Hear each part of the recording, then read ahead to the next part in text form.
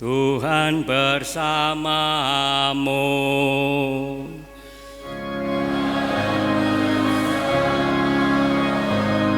Inilah Injil Yesus Kristus menurut Santo Markus.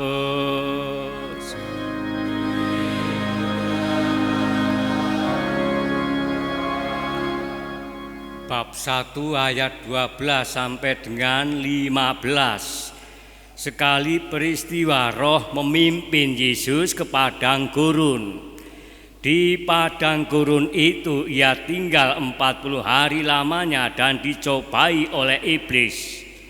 Yesus berada di sana di antara binatang-binatang liar dan malaikat-malaikat melayani dia. Sesudah Yohanes Pembaptis ditangkap, datanglah Yesus ke Galilea memberitakan Injil Allah.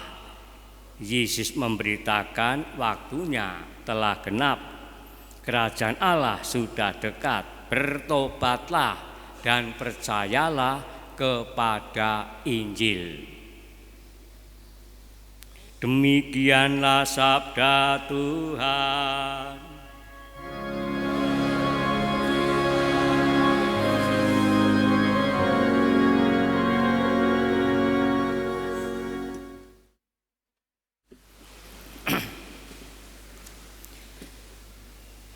Bapak, Ibu, dan saudaraku yang terkasih, pelangi adalah sebuah busur warna-warni yang terbentang di langit ketika terjadi hujan rintik-rintik disertai dengan panas mentari. Meski tidak bisa setiap saat dilihat oleh kita, karena pelangi muncul pada kondisi cuaca yang khusus dan di tempat tertentu pula. Keindahannya yang mengagumkan kita kenang dalam sebuah lagu kanak-kanak yang mungkin tidak pernah kita lupakan. Pelangi-pelangi alangkah indahnya, merah kuning hijau di langit yang tinggi, pelukismu agung, siapa gerangan. Pelangi-pelangi ciptaan Tuhan. Pelangi menunjukkan pada keselarasan alam dan hukum-hukumnya. Karena sejak kecil kita pun diajar bahwa Tuhanlah penciptanya, atau Tuhanlah yang menjadi dasar dari keselarasan tersebut. Tuhan memang menjadi sumber keharmonisan alam ini. Bacaan pertama menyampaikan kepada kita, saudaraku, bahwa di dalam pelangi umat Perjanjian Lama diingatkan akan perjanjian Allah dengan bumi, meskipun manusia tetap berlaku jahat.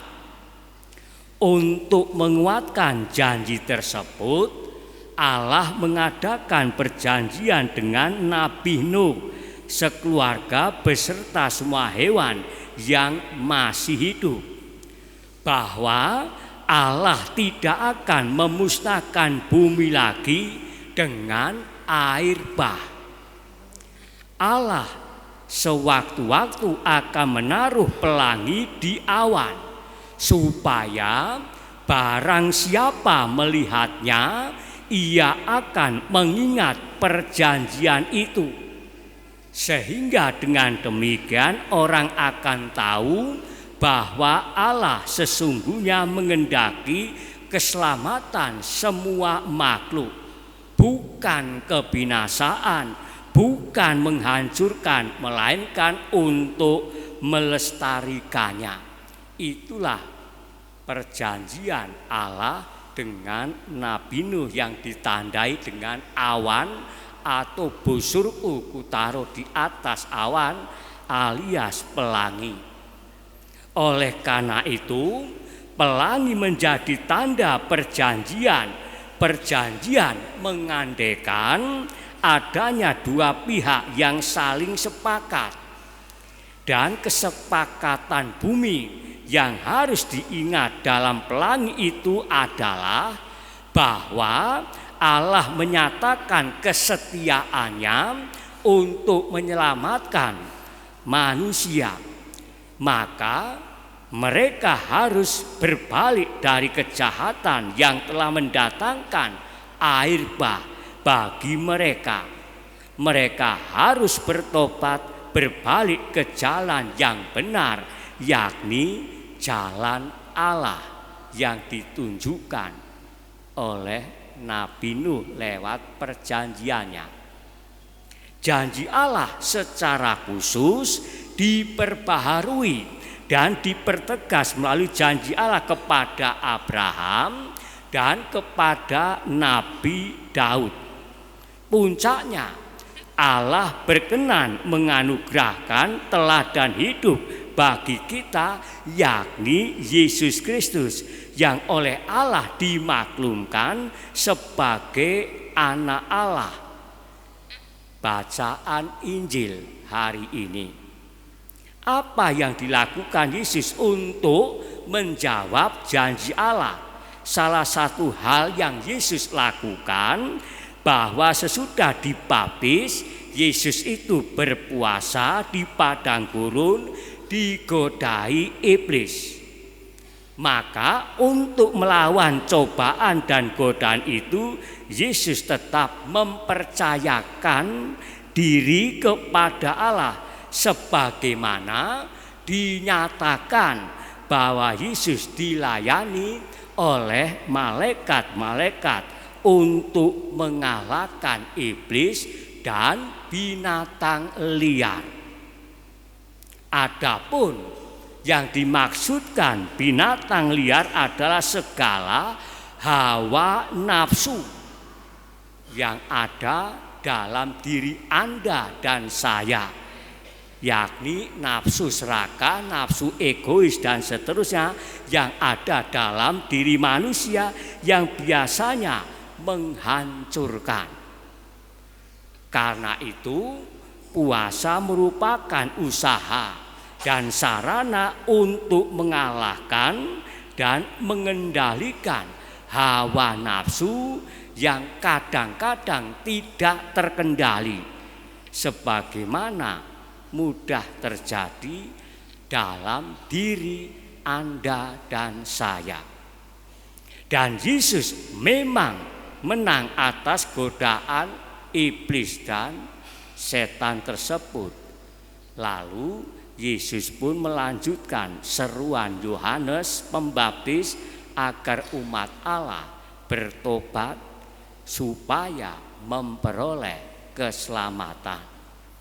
Oleh karena itu, pengalaman Yesus ini sejalan dengan pengalaman Nabi Nuh. Ketaatan dan kesetiaan iman dari Nuh dan keluarga untuk keluar dari godaan karena percaya pada rencana Allah membuat Nabi Nuh dan keluarganya diselamatkan. Artinya, keselamatan diberikan kepada orang yang percaya kepada Allah dalam diri Yesus yang telah menderita dan wafat serta bangkit. Itulah saudaraku yang ditekankan dalam bacaan kedua. Sama seperti dahulu Nabi Nuh sekeluarga diselamatkan melalui air bah demikian pula sekarang kita diselamatkan melalui air baptis.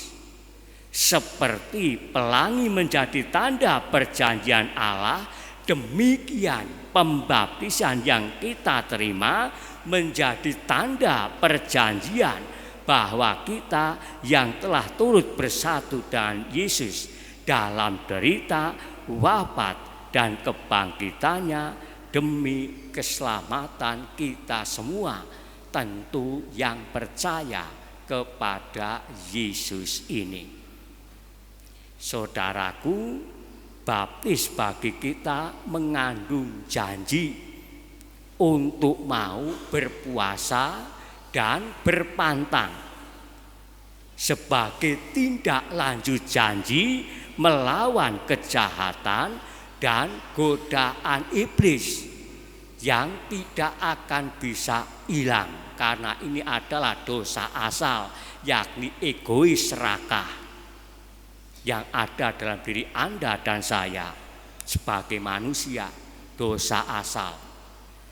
Maka berpuasa artinya mau hidup tidak membiarkan nafsu serakah atau egoisnya itu bergerak liar dalam diri kita, yang dampaknya bisa merusak hubungan kita dengan sesama, hubungan kita dengan Tuhan kalau nafsu egoisnya itu dikedepankan. Yesus sendiri setelah dibaptis, tindakan pertama yang dilakukan adalah berpuasa dan berpantang. Begitu juga seharusnya kita yang telah dibaptis berani melawan kuasa jahat yang setiap detik tetap menyerang kita dengan melatih diri mengalahkan nafsu-nafsu melalui puasa dan pantang. Nafsu manusia itulah yang menggelapkan, yang membuat hancur hubungan kita dengan sesama, hubungan kita dengan Tuhan. Maka puasa merupakan cara untuk membantu hati nurani yang baik terarah kepada pertolongan Allah. Hati nurani yang baik selalu sadar akan penyertaan Allah dan selalu mengikuti pertolongannya. Akhirnya Bapak, Ibu, dan saudaraku yang terkasih, dalam masa Prapaskah yang pertama ini hendaklah kita renungkan. Yang pertama, tujuan hidup manusia adalah kebahagiaan kekal atau sukacita kerajaan Allah. Akan tetapi kerajaan Allah hanya bisa kita peroleh melalui kepercayaan kita kepada Allah. Kepercayaan kepada Allah tentu menuntut sikap tobat. Bertobat berarti berbalik dari perbuatan jahat kepada perbuatan baik. Hendaklah kita belajar dari Yesus dan Nuh yang tidak jatuh dalam godaan sehingga memperoleh kebahagiaan. Lalu yang kedua, pertobatan ternyata bukan hanya soal merubah hidup dan tingkah laku, tetapi pertobatan batin, pertobatan rohani yang membuat hubungan kita dengan Allah terjalin kembali harmonis. Semoga Tuhan memberkati.